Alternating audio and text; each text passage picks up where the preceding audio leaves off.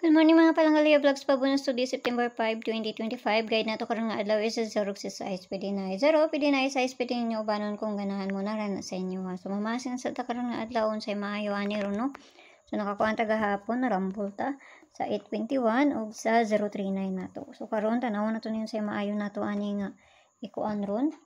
Okay, so ang pabonus nato gahapon kay si kanimo ni pabonus to gahapon ha. Ano pabonus na to gahapon. Basin ganan mo ana kay usay madilira na. Ako ana siyang ginabalik jud kay usay pagkaugma pa na mukuan. Usahay lang mo na nga ginabalik na ako kay nagdepender ko na sa inyo kung ganahan mo balikan. Ako manggod kay tigbalik manggod ko. So per na to today. All 10 or C01 nakapares na dito sa Inday at tuwa lang na ninyo dito basi ganahan mo ana. Kung di mo ganahan, ayaw lang ninyo siya abay kung tanaw ninyo nga layo na siya ha.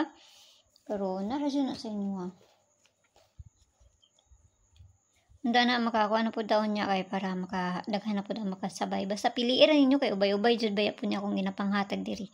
Pero hantod na siya unya. Tagsara jud ko magpahabol kung ganahan ko. Pero sayang akong pahabol, usay mo subay, usay dili po. Muna nga kanya kung ginahatag diri hantod na niyo niya. So, diri ito sa pabonus. Dili ito manghatag. Ihangap na ko eh. Okay, so ang pabonus na ito karong adlaw. Asa naman ito?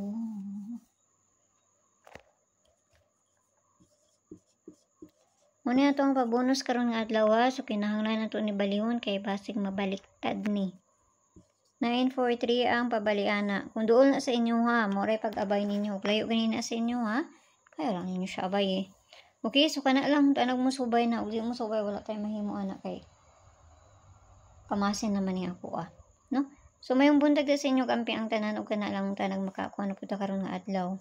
Asa nakakuha ta karon nga adlaw 821 ug 039. Nakarambol ta anak. Kampi ang tanan og tanag makakuha ta no, napod. Bye-bye.